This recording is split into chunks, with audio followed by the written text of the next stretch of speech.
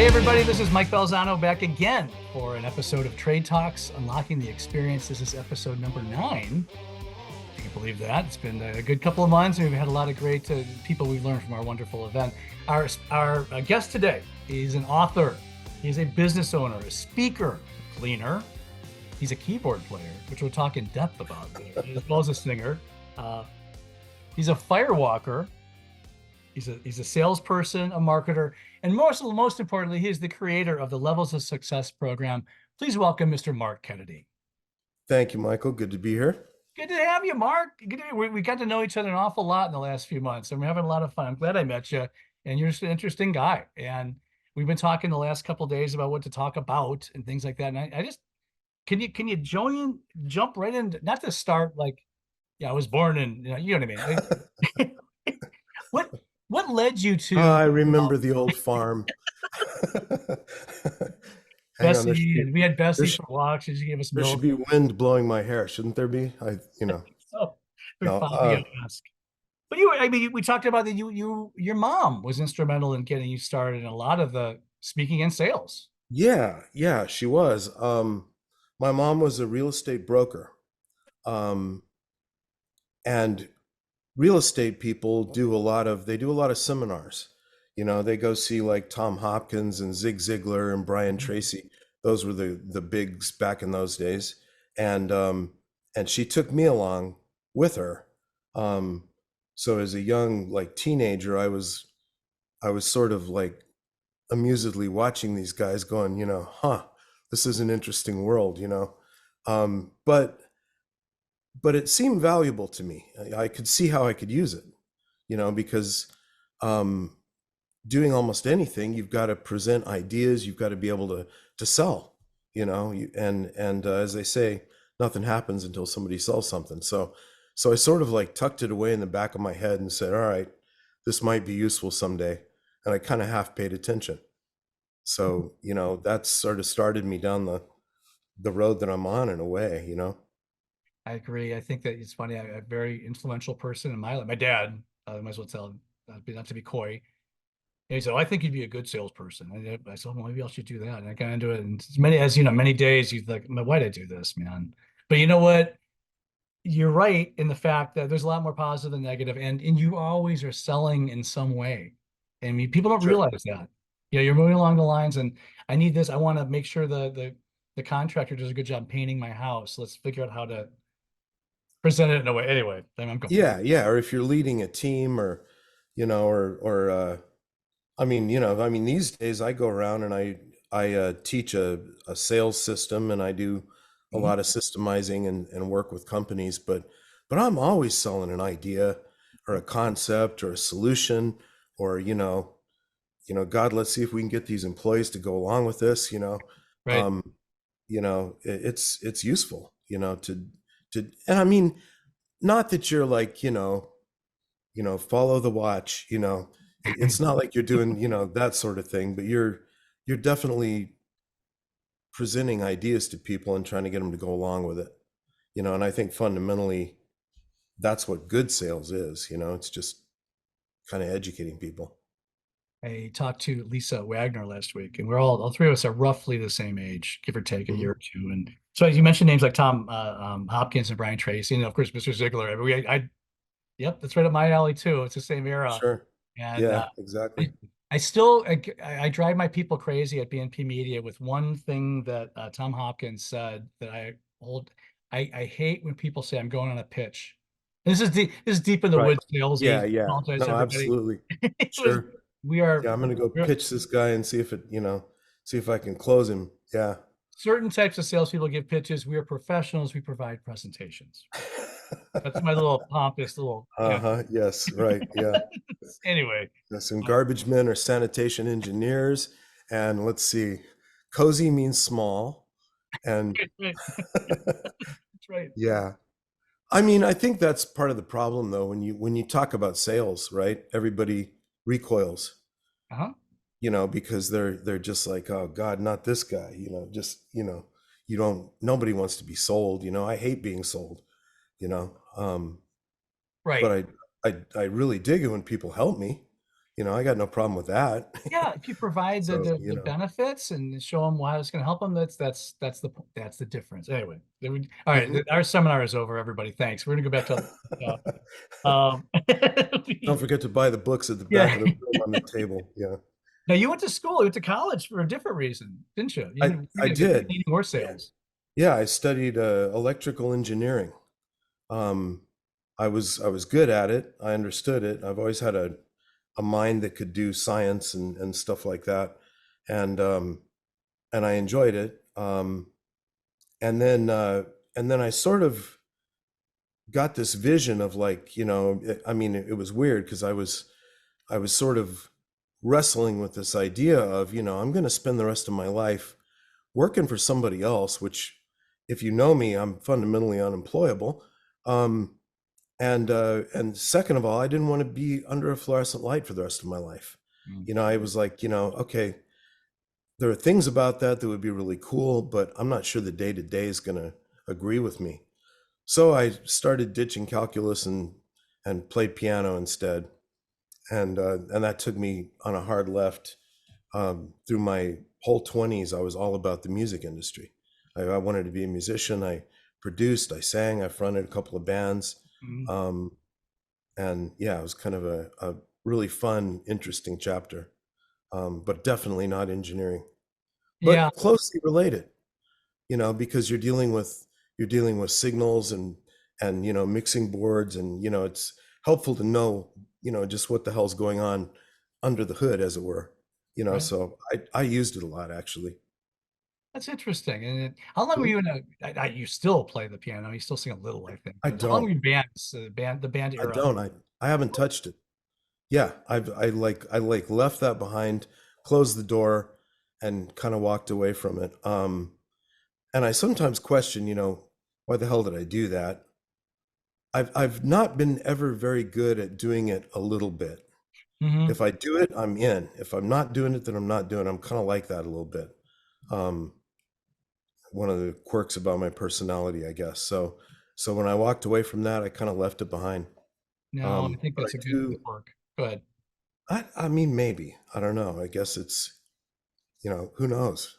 Yeah. No, we all try to do too many things. We all are throwing too many things at once. And then if we could just take away the clutter and focus on what you're really good, like you said, when you commit to something, you're gonna do it. And that's what we all have to do. And not we have to learn how to say no. And again, I'm back onto another tangent. Sorry.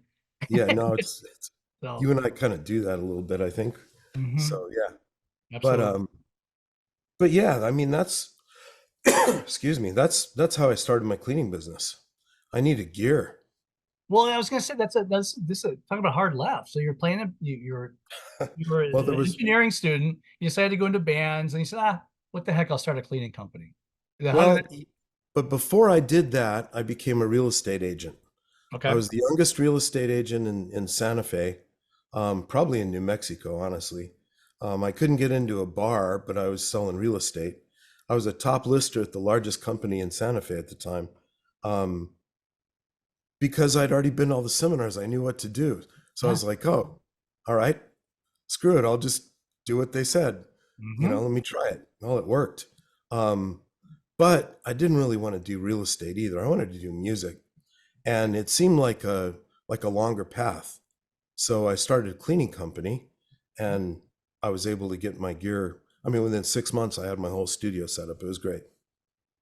That's great. And you did that for a while. I know. Then you wrote a book during that period, Yeah, based on yeah. I your. wrote a book actually after I'd closed my cleaning business. That was when Okay. I was consulting, and I've been consulting for quite a while now, about 25 years. Yeah, no, it's amazing. It's amazing. And it's how from one thing, this is a good example about how one thing leads to another thing, leads to another thing. You would look on a paper, say it doesn't really seem to make sense, but a little bit of everything is Right. making you who you are now, which is great. Yeah. It's like Steve Jobs studied calligraphy, and it's like, what the hell? What does that have Right. to do with anything? It's one of the reasons that, the Macs were so cool when they first came out, is the design elements, Yep. Um, but yeah, it's like you never would have seen that. I mean, these days, it's my sales system that I came up with which, it was like, all right, I'm doing the cleaning business. I need to be able to sell it. So I'm going to apply everything that I know about selling to that, but I need to make it easy because I don't want to do it. I need to be able to have my guys do it. Mhm. So I need to build something that can be taught. And I did. And then when I got into consulting, all I did was I was really just teaching that.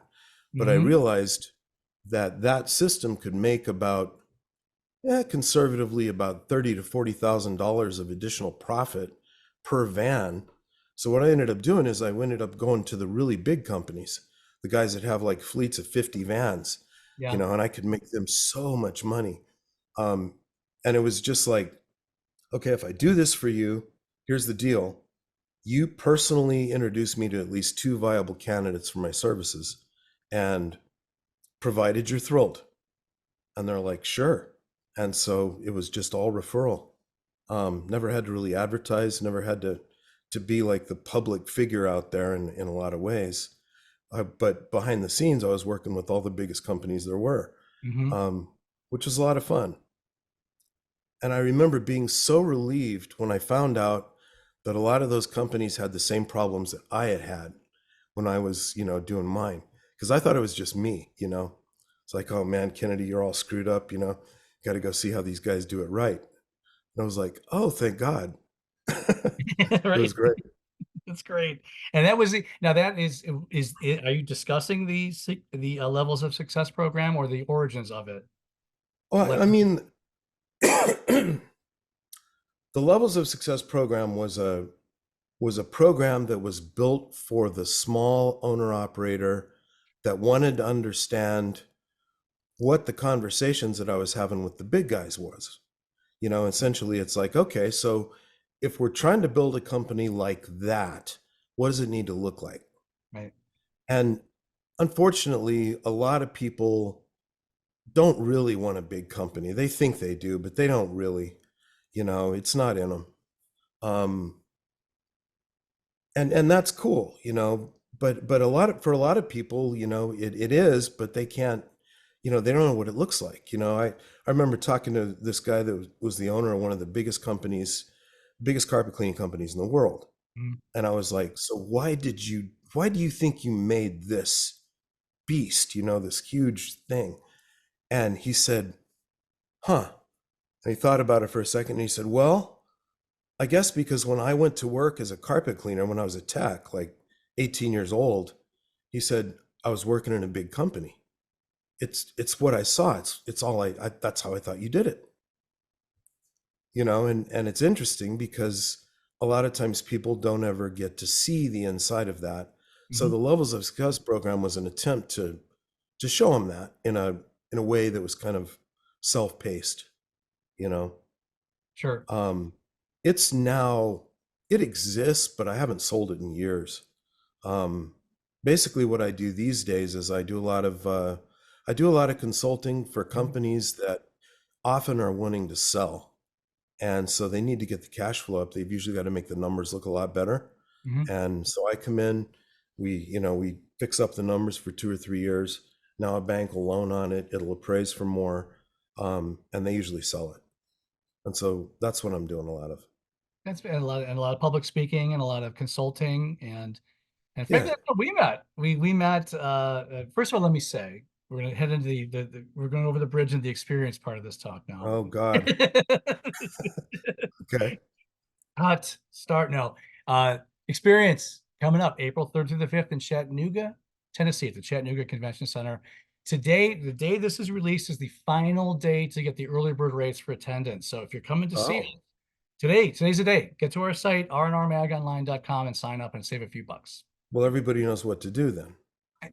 Exactly, right? Just go and do that and click, and we don't Yeah. have to announce this anymore. That'd be nice. We can't wait to see you. But I met you in Las Vegas last year. You and Lisa and I, and we had a long talk about things, and we were just, we just were taking my company had just purchased the event last year, and we're still getting our sea legs, you know, wet, and working with the Coopers and the family and together and whatnot. And I went to you and said, look, we're R&R. I'm the publisher of R&R, and not pretending to be anything more than that. And we need help desperately in the cleaning sector. And you and Lisa, the rug chick Wagner, jumped in. And then, so Yeah. far, so good. I mean, what are your thoughts so far about what we've been up to, or anything you want to talk about this event coming up? What we've been doing? Well, so yeah, I mean, it was interesting because I mean, we just went to go check it out. It's like, okay, let's see what this is now. What's changed, what's the same. Yeah. So we just went, and yeah, we had a great conversation. And so back in the day, Lisa and I did this other show. It was called the Ice Show. Hmm.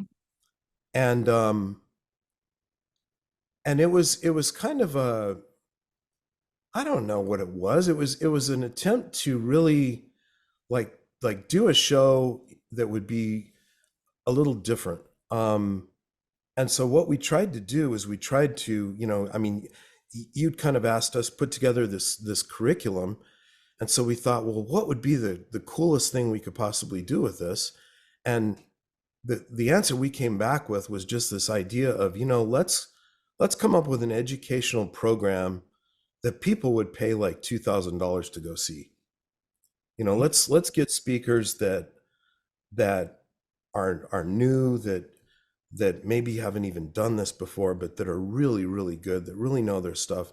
Let's bring some people in that might be different, that might be new, and let's talk about things that are really as relevant as we can make them.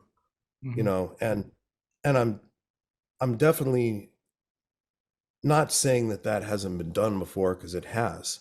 um but this was kind of our attempt to make this something really special. And so the Chattanooga show especially, I'm really looking forward to, because of the content. I think it's going to be absolutely out of this world. A lot It's of new going to be a speakers, a lot of program. new faces, especially from the cleaning end. We've changed the name on your recommendation, you at least to the cleaning specialist track, because we're going to be targeting the Don't special. hang this on me now. Okay, we made the decision. It was you gave us you two gave us an idea, and we said yes. So it's ultimately our idea. um, you have cleaning specialist track. It's some big heavy hitters, man. And Jim Pemberton's going to be a keynote speaker. Yeah. Let's Yeah. start off with that. I mean, that was what a great get. Yeah. I listened to, everybody knows about Darlene Balzano. My wife was one of our sales reps. And I hear her conversations in the other room, and she mentions Jim, and people go bananas. They like the Beatles. I hear these literally reactions like, "Oh my God, really, Jim? Yes, this is a big Yeah. deal." Yeah, he is. Yeah, he's a guy that, I mean, he's just a great guy. If you know Jim at all, I mean, he is the most grounded, down to earth guy you'll ever meet. He's wicked smart, Hmm. just smart as hell. Really knows his stuff. But he's more fundamentally, I think he's just a really good guy. He Hmm. helps a lot of people. I mean, he's been around forever. I mean, he literally grew up in the industry, and he's not young. No, no, I mean I Sorry, mean, Jim. in a Sorry. good way. He's got a lot of You you experience, man. you can edit that out, right? You'll just like get rid of that part. We those actually, he knows what you meant. We he's got a lot of experience. Yeah, But none of us are anymore. our other keynote speaker, of course, is Chuck Violand from Violand Yeah. Business Management. But his brother, Mark Violand, is going to be speaking as well, thanks to you. Yeah. So that's wonderful. He's going to be doing a lot with us too. And some other people. Yeah. Anybody else you want to mention while we're talking? Oh, You can go. sure. Well, gosh, we've got a bunch of people that we're bringing in to do these short little little, I mean, I don't know what else to call them. They're like TED Talks, Yeah. about a very specific section. We're focusing on like highly profitable add-ons. We've got a bunch of programs based around other things that you can do if you're already a cleaner. How can you add to the bottom line easily, quickly? What are the most profitable things you can do?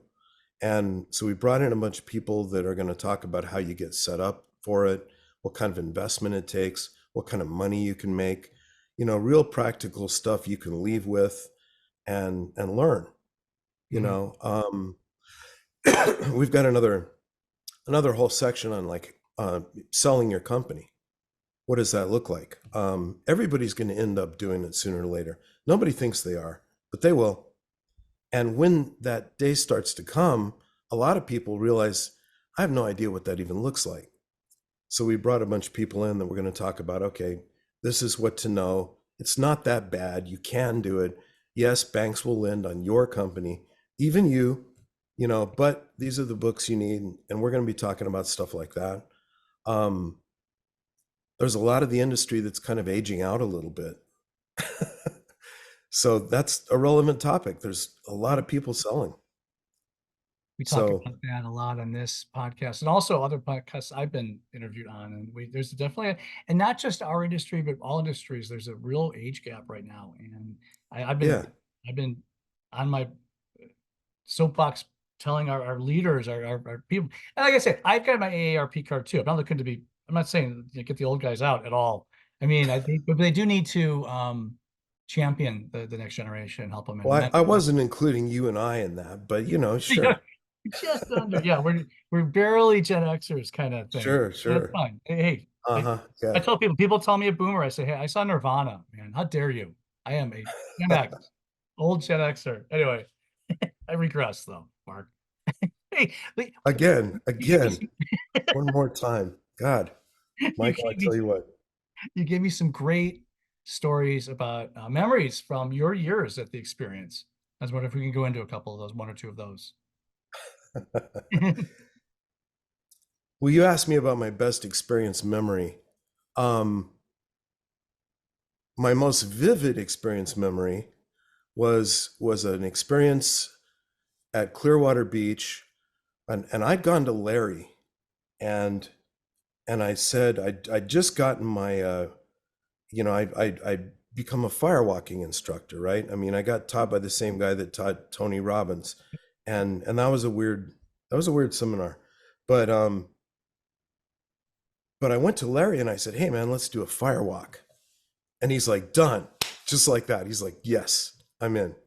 And I For was like, those this who don't guy's, know, by the way, I did that myself, and my wife yeah, did you've done it, Robin yeah. seminar. But what that means, you go out in the back, and it's just pitch black, and people are chanting. It's very culty, frankly, but it's you're fired up, and they want you to get you do something you're really deathly afraid of. Another thing I like to do is jump out of planes, other things, and it's just the smoke, and you walk over hot burning coals for about 10 steps, and it's kind of terrifying, actually. So go on.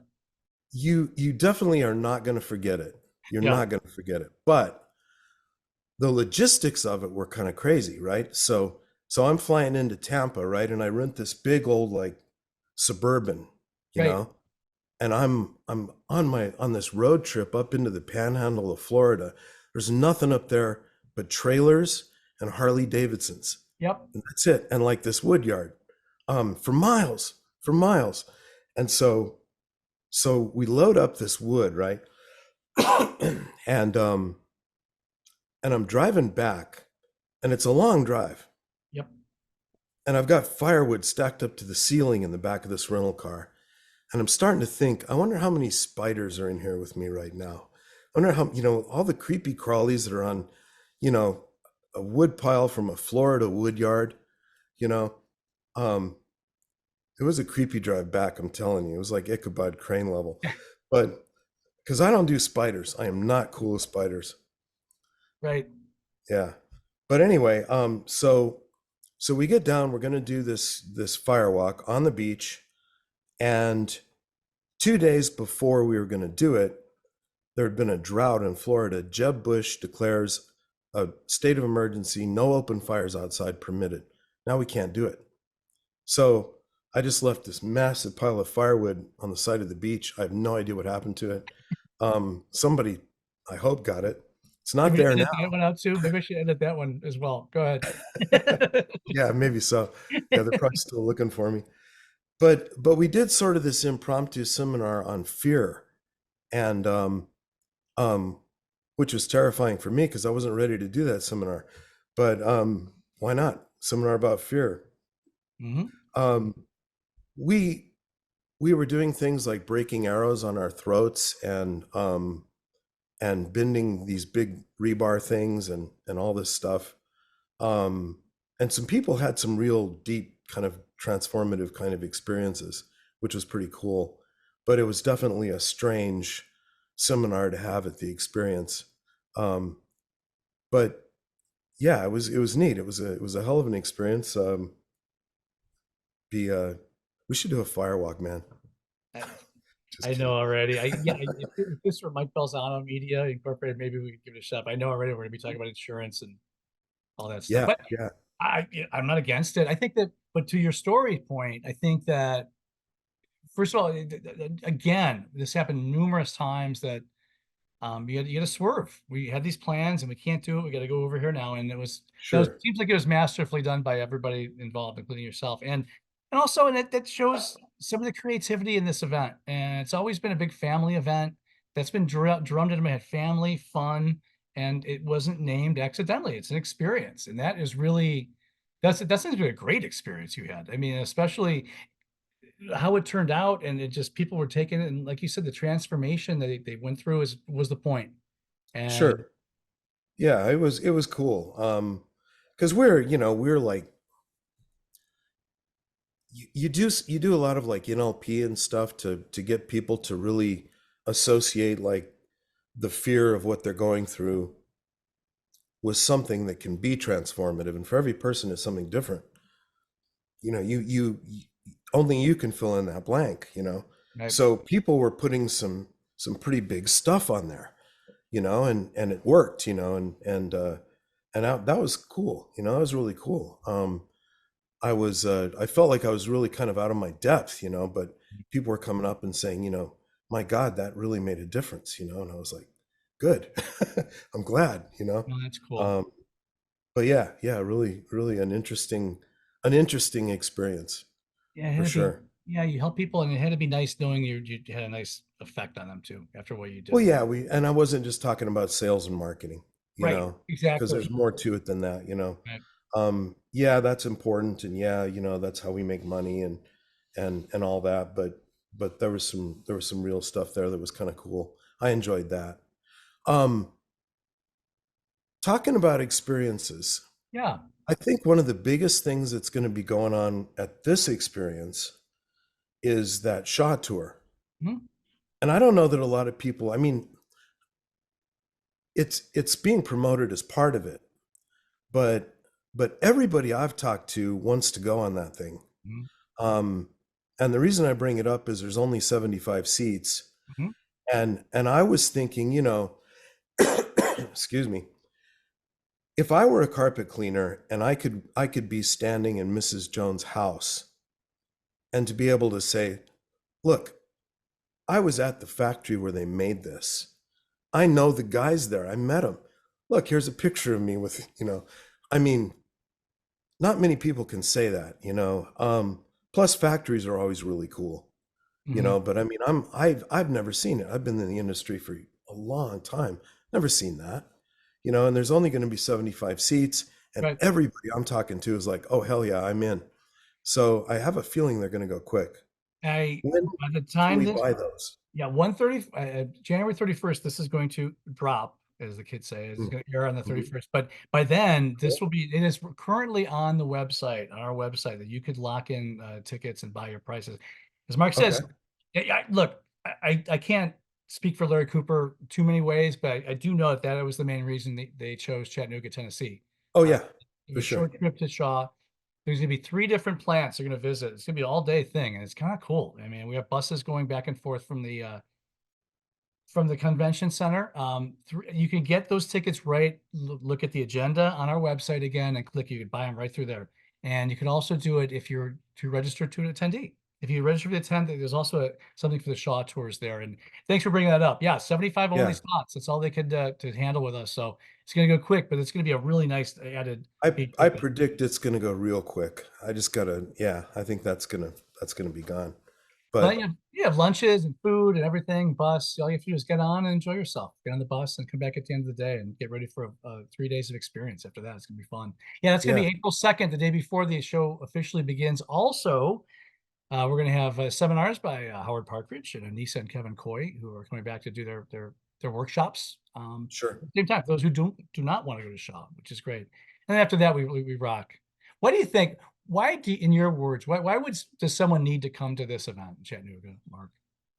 Um, okay. Okay, so if you go out in the industry and you ask people, you say, okay, let's talk about the experience. Most of them are going to say, "Oh yeah, I went to Vegas once," and that's like what they're going to. Because the Vegas experience is huge. Yeah.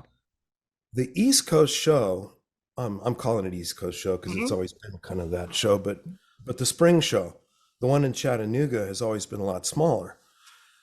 But I've always found that it's a bit of a different crowd there. There's a lot of real kind of hardcore people there. There's the real serious people that are coming to learn.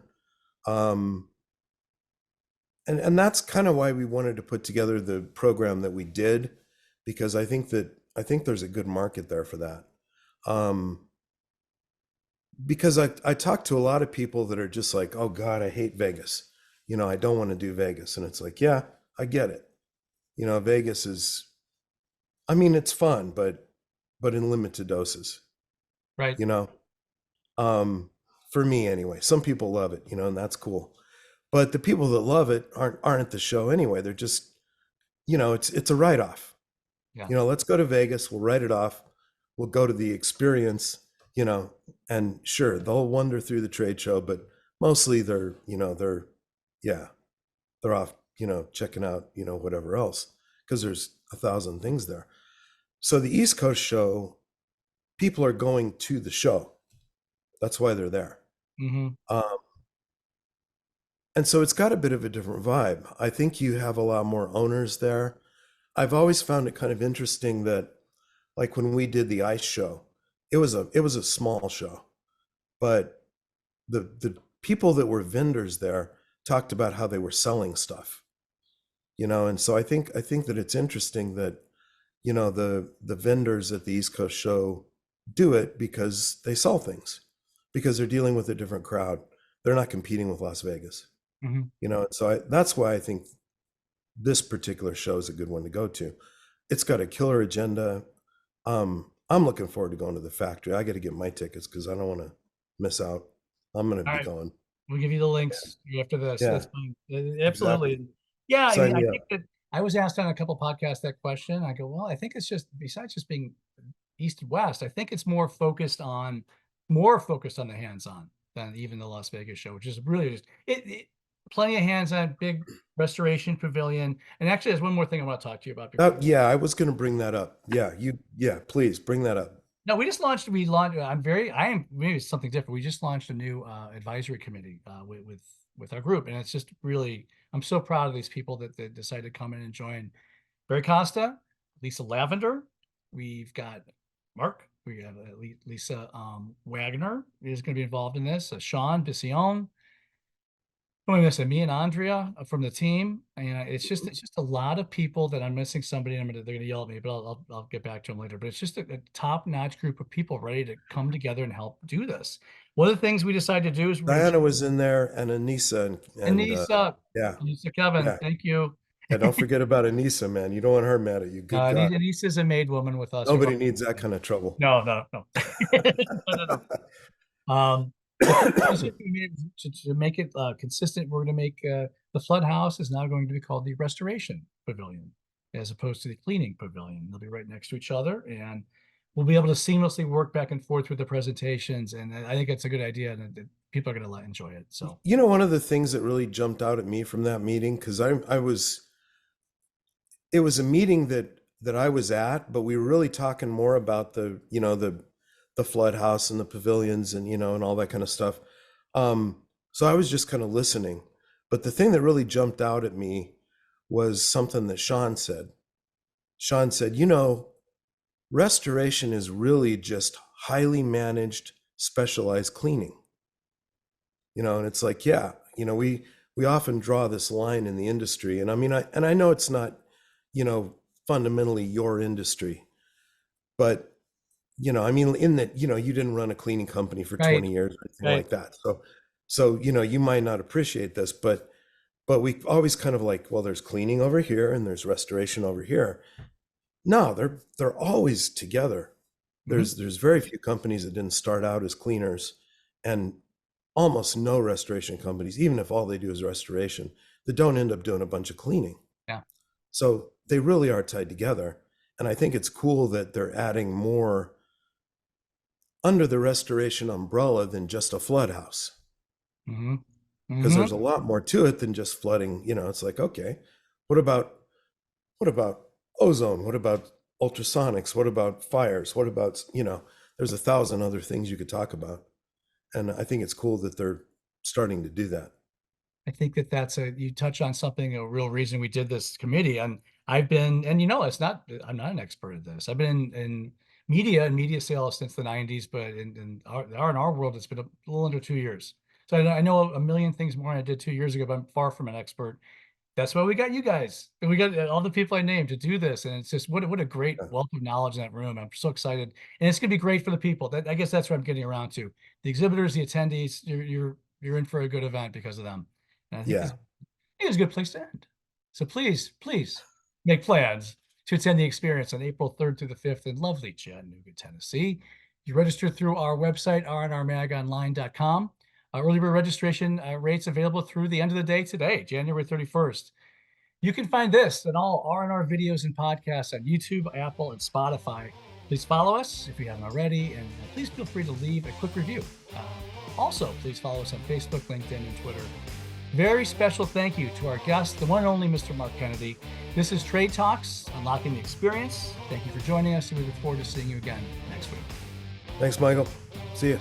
Thanks, Mark.